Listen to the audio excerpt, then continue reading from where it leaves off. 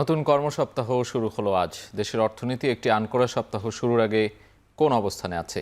কাঁচাবাজার, বন্দর থেকে শুরু করে ব্যাংকপাড়া, সেই তথ্য জানাতেই আমাদের আয়োজন বৌনি। পুরো আয়োজনের সঙ্গে আছি সাজিদ আরাফাত।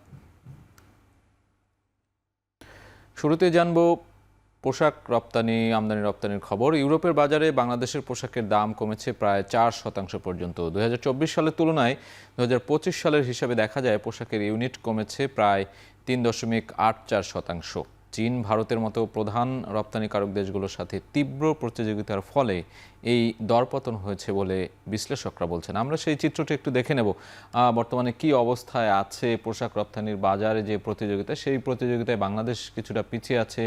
বলা হচ্ছে যে ইউরোপের বাজারে কমেছে বাংলাদেশের পোশাকের দাম। সেটি আসলে কতটা কমেছে, কেন কমলো, আসলে সেই বিষয়গুলো একটু বিশ্লেষণ করতে চাই। পোশাকের ইউনিট প্রাইস কমেছে 3.84%। 2024 থেকে 2025 পর্যন্ত প্রবৃদ্ধির যে পরিমাণ সেটি দেখতে পাচ্ছি এখানে 6% বলা হচ্ছে, এবং প্রবৃদ্ধি সত্ত্বেও 2025 সালের ডিসেম্বরে দাম কমেছে 12%। অর্থাৎ এই যে 2024 থেকে 2025 পর্যন্ত যে প্রবৃদ্ধির যে পরিমাণ সেটি 6% বলা হচ্ছে, তবে তা সত্ত্বেও 2025 সালের ডিসেম্বরে এসে কিন্তু দাম কমে যায় অনেকটা, এবং সেই কমার পরিমাণ আমরা দেখতে পাচ্ছি যে 12%। এবং পরবর্তীতে দেখতে চাই যে ইউরোপে চীনের পোশাক রপ্তানি বেড়েছে 1.17% এবং দাম কমেছে 9.38%। এই যে বলছিলাম পোশাক রপ্তানির যে বাজারে যে প্রতিযোগিতা চলছে, সেখানে কিন্তু শুধু বাংলাদেশ না, এখানে আমরা দাম কমার যে জায়গাটি, সেখানে চীনের পোশাক রপ্তানির যে দাম কমার ইউনিট প্রতি যে দাম প্রাইস সেটিও কিন্তু কমেছে আমরা দেখতে পাচ্ছি। এবং 2024-25 অর্থ বছরে বাংলাদেশের পোশাক রপ্তানির পরিমাণ $40 বিলিয়ন, যেটি বলা হচ্ছে বিজিএম এর পক্ষ থেকে এই তথ্য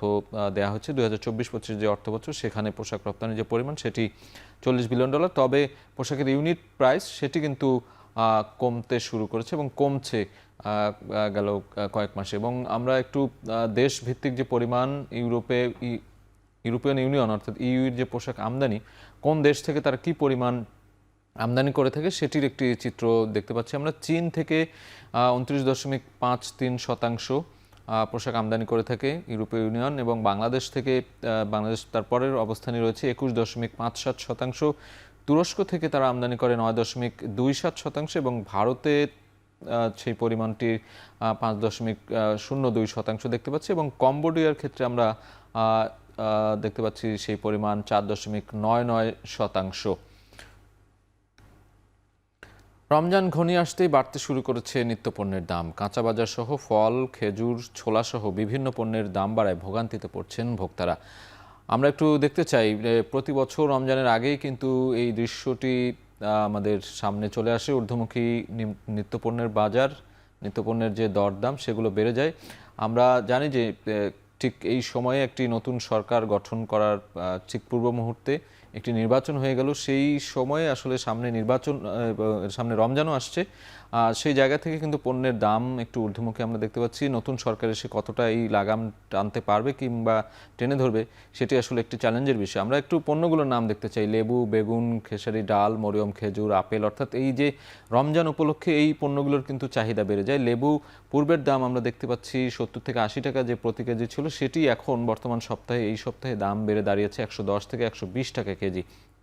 বেগুনের দামও কিন্তু কেজিতে 10 টাকা করে বেড়েছে আমরা দেখতে পাচ্ছি।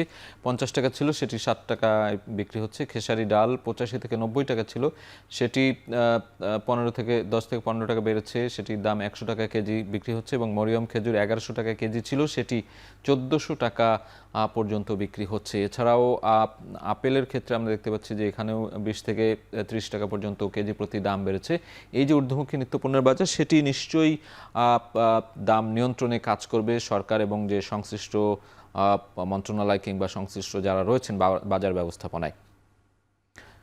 বিশ্ববাজারে আবারও ঊর্ধ্বমুখী স্বর্ণের বাজারে। স্পট মার্কেটে আউন্স প্রতি সোনার দাম 2.33% বেড়ে দাঁড়িয়েছে $50,041.80। গেল এক মাসে স্বর্ণের দাম বেড়েছে $307.59। আমরা একটু বিশ্ববাজারে যে স্বর্ণের দাম সেটি ঊর্ধ্বমুখী রয়েছে। একটু দেখতে চাই, এক মাসে বেড়েছে $307.59। শুধু বিশ্ববাজার নয়, বাংলাদেশের বাজারও কিন্তু তাল মিলিয়ে এই স্বর্ণের দাম বেড়ে থাকে এবং একদিনের ব্যবধান কিংবা 2 দিনের ব্যবধানে আমরা স্বর্ণের দাম বেড়ে যেতে দেখি এবং সর্বোচ্চ পর্যায়ের দামে এখন বাংলাদেশে বিক্রি হচ্ছে। সেই জায়গা থেকে আমরা বিশ্ববাজারেও সেই ঊর্ধ্বমুখী দামের বাজার দেখছি, ঊর্ধ্বমুখী স্বর্ণের বাজার। স্পট মার্কেটে আউন্স প্রতি বেড়েছে $114.83 এবং যুক্তরাষ্ট্রের বাজারে আগাম দাম 2% বেড়ে $5046.30 উঠেছে বলে উঠে এসেছে এই বিভিন্ন সংবাদ মাধ্যমগুলোতে। গেল বৃহস্পতিবার দর কমে যায় 3%, অর্থাৎ সপ্তাহের শেষ দিন, গেল সপ্তাহের শেষ দিনে সেটি দর কমে গিয়েছিল এবং তবে আবারও সেটি কিন্তু বাড়তির দিকে বলা চলে। স্পট মার্কেটে রূপার দাম বেড়েছে 4.6% পর্যন্ত। প্লাটিনামের দাম বেড়ে আউন্স প্রতি দাঁড়িয়েছে $2033.99 এবং বিশ্লেষকরা বলছেন 2026 সালে স্বর্ণের দাম সর্বোচ্চ উঠতে পারে $7150। যুক্তরাষ্ট্রের বাজারে, অর্থাৎ যুক্তরাষ্ট্র ছাড়াও যে বিশ্ববাজারে যে আউন্স প্রতি যে স্বর্ণের দাম, সেটির সর্বোচ্চ দাম হতে পারে 2026 সালে $7150 পর্যন্ত।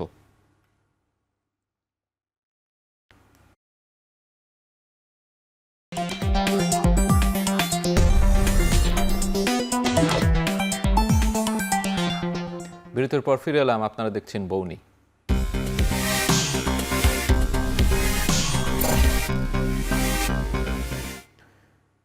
সপ্তাহের শুরুর দিনে লেনদেন চলছে ঢাকা স্টক এক্সচেঞ্জ ডিএসইতে। লেনদেনের সবশেষ অবস্থা জানতে এক নজরে ডিএসইর ওয়েবসাইট দেখে নেব আমরা। আজকে সপ্তাহের শুরুর দিন, একটু বলে রাখা ভালো যে 4 দিন বন্ধ থাকার পর আজকে পুঁজিবাজারে লেনদেন হচ্ছে। এখন 1:38, আরও 1 ঘন্টা লেনদেন হবে। এই পর্যন্ত আমরা একটু দেখতে চাই যে লেনদেন কি পরিমাণ হলো, কেমন চলছে লেনদেন। প্রধান যে সূচক ডিএসই এক্স ইন্ডেক্স, সেখানে আমরা দেখতে পাচ্ছি 5587 পয়েন্ট সূচকের পরিমাণ এবং সেটি ঊর্ধ্বমুখী রয়েছে এবং ডিএসএস ইন্ডেক্স অর্থাৎ সরিয়া ভিত্তিক যে লেনদেন, সেখানে দেখতে পাচ্ছি 1123 পয়েন্ট রয়েছে সূচকের পরিমাণ। সেখানেও সেই লেনদেনও কিন্তু ঊর্ধ্বমুখী এবং ডিএস30 ইন্ডেক্সে 2136 পয়েন্ট দেখতে পাচ্ছি, সেটিও ভালো অবস্থায় রয়েছে এখন পর্যন্ত। এবং একটু দেখতে চাই যে আজকে এখন পর্যন্ত 370টি কোম্পানির শেয়ারের দর কিন্তু ঊর্ধ্বমুখী রয়েছে, বেড়েছে অর্থাৎ বলা চলে, এবং 17টি কোম্পানির শেয়ারের দর কমেছে এবং অপরিবর্তিত রয়েছে 6টি কোম্পানির শেয়ারের দর। এখন পর্যন্ত লেনদেনের যে পরিমাণ, সেটি যদি একটু আমরা দেখতে চাই, 102 কোটি টাকা পর্যন্ত লেনদেন হয়েছে।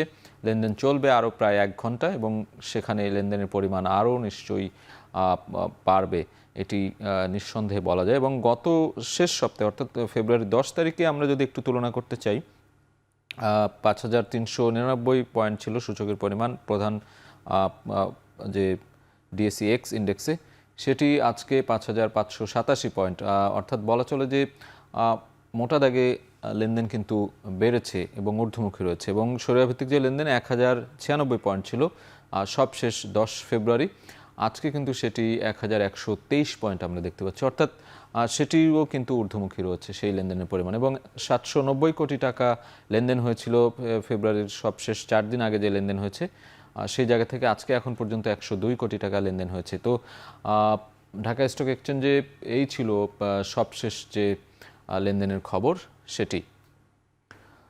চলতি সপ্তাহে বেশ কয়েকটি কোম্পানির পর্ষদ সভা অনুষ্ঠিত হতে যাচ্ছে। পুঁজিবাজারের তালিকাভুক্ত কোম্পানির পর্ষদ সভার তালিকা এক নজরে একটু দেখে আসতে চাই। এই সপ্তাহে কয়টি কোম্পানি বা কোন কোন কোম্পানির পর্ষদ সভা রয়েছে, আমরা 2টি কোম্পানির নাম এখানে দেখতে পাচ্ছি। গ্রিন ডেল্টা ইন্স্যুরেন্স 15 ফেব্রুয়ারি দুপুর 2:45 তাদের যে পর্ষদ সভা, সেটি অনুষ্ঠিত হবার কথা রয়েছে। এবং কৃষিভিত ফিড রয়েছে বিকেল 4টায় তাদের যে পর্ষদ সভা, সেই পর্ষদ সভা অনুষ্ঠিত হবে এবং সেই সভায় তাদের যে আর্থিক বিবরণী বা আর্থিক যে পর্যালোচনা, সেই বিষয়গুলোই তুলে ধরা হয়।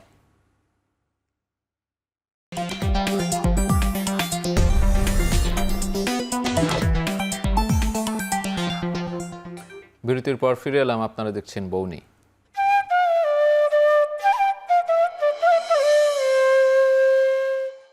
হিলি স্থলবন্দর দিয়ে রমজান কেন্দ্রিক ভোগ্য পণ্যের আমদানি না বাড়লেও পর্যাপ্ত সরবরাহ থাকায় গত বছরের তুলনায় খানিকটা কম দামে বিক্রি হচ্ছে সব ধরনের পণ্য।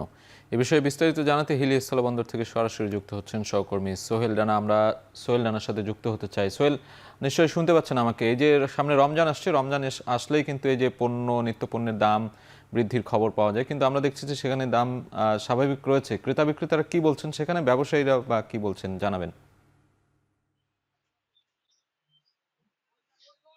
সাজিদ, বিগত বছরগুলোর তুলনায় এবারে রমজানে যে ভোগ্যপণ্যগুলো রয়েছে সেখানে দামের যে স্বস্তি আমরা দেখছি সেটি নিঃসন্দেহে সাধারণ ক্রেতাদের জন্য কিন্তু এটি ভালো দিক, কারণ সাধারণ ক্রেতাদের একটি স্বস্তি এনে দিয়েছে যে ভোগ্যপণ্যগুলো যেগুলো রমজান কেন্দ্রিক রয়েছে সেই পণ্যগুলোর কিন্তু দাম কিন্তু বাজারে কম আমরা দেখছি। যেটি আমি আমদানিকারকদের সাথে কথা বলে যেটি জেনেছি যে আসলে এই যে রমজান কেন্দ্রিক যে ভোগ্যপণ্যগুলো রয়েছে, বিশেষ করে ছোলা, মসুর ডাল, বাদাম, কিশমিশ থেকে শুরু করে মশলা জাতীয় যে পণ্য রয়েছে, জিরা, আদা, রসুন, পেঁয়াজ, সেই পণ্যগুলো কিন্তু তারা কিছুদিন আগে বেশি পরিমাণ আমদানি করেছে, যার কারণে এখন আমদানির পরিমাণ কিছুটা কম। যে পর্যাপ্ত সেই আমদানিরই পর্যাপ্ত সরবরাহ থাকবার কারণে দেশের বাজারে দামগুলো কিন্তু স্থিতিশীল রয়েছে। আমি যদি আপনাকে একটু বিগত বছরের সাথে এবারের মশলা পণ্যের দামগুলো একটু পার্থক্য বলি, সেক্ষেত্রে অনেকটাই দাম এবারে স্বস্তি রয়েছে। দুই একটি মশলার দাম কিছুটা বেড়েছে, যা তেমন একটা প্রভাব বাজারে ফেলবে না বলে কিন্তু ব্যবসায়ীরা বলছেন।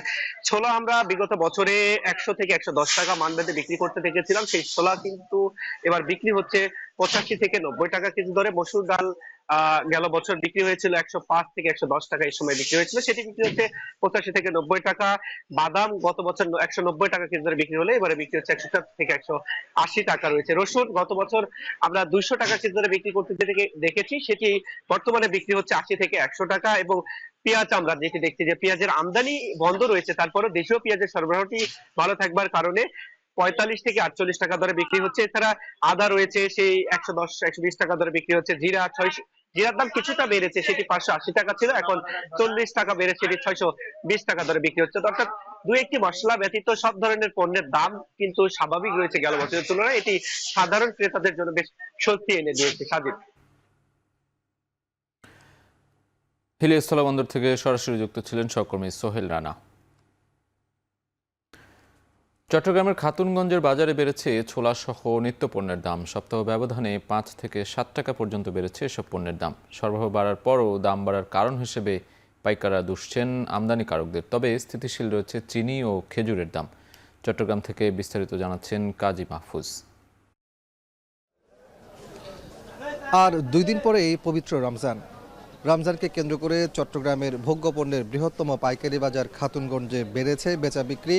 আমরা দেখছি সকাল থেকে সন্ধ্যা পর্যন্ত ক্রেতা বিক্রেতার সমাগম বেড়েছে, একই সাথে পণ্যের সরবরাহ যথেষ্ট বেড়েছে। আমরা এই বাজারে এসে তা দেখতে পাচ্ছি।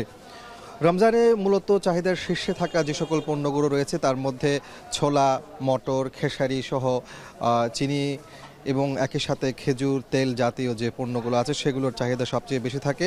আর এই চাহিদাকে মাথায় রেখে এখানকার ব্যবসায়ীরা এবছর গত বছরের তুলনায় দ্বিগুণ পণ্য আমদানি করেছে।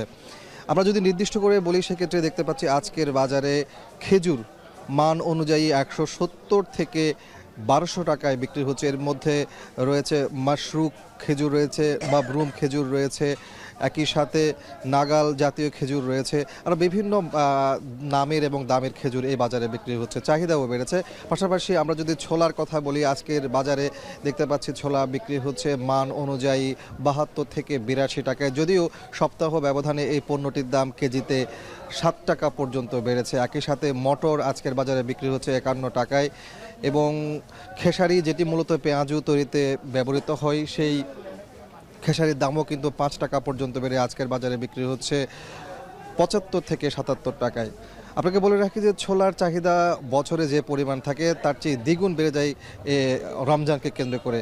রমজানে শুধুমাত্র 1 লাখ থেকে 1,20,000 টনের মতো ছোলার চাহিদা থাকে এবং সেটি কিন্তু আমদানি হয়েছে প্রায় 2 লাখ টনেরও বেশি। ফলে সরবরাহ বেড়েছে। গত বছরের তুলনায় দাম কমলেও কিন্তু সপ্তাহ ব্যবধানে এই পণ্যটির দাম কেজিতে 60 টাকা পর্যন্ত বেড়েছে। আর অন্যান্য যে পণ্যগুলো আছে সেগুলোও কিন্তু পর্যাপ্ত সরবরাহ আজকের বাজারে আমরা দেখতে পাচ্ছি। তবে এখানে যারা ব্যবসায়ী আছেন তারা বলছেন দাম বাড়ার কারণ হিসেবে গত কয়েকদিন চট্টগ্রামের বন্দর কেন্দ্রিক শ্রমিকদের যে একটি আন্দোলন ছিল, সেই আন্দোলনের কারণে পণ্য ওঠানামায় এক ধরনের ভোগান্তি তৈরি হয় এবং সরবরাহের ক্ষেত্রে তার প্রভাবটি পড়ে, ফলে দাম বেড়ে যায়। তবে আগামী কয়েকদিনের মধ্যে দাম কমে আসবে বলছেন এখানকার ব্যবসায়ীরা। দর্শক, এই ছিল এই সপ্তাহের বৌনির আয়োজন। শেষ করছি আজকের আয়োজন। এখন টেলিভিশন ওয়েবসাইট দেখতে ভিজিট করুন www.ekhon.tv। এছাড়া ফেসবুকে দেখতে ভিজিট করতে পারেন facebook.com/tv.ekhon। ইউটিউবে দেখতে ভিজিট করুন youtube.com/c/ekhon tv।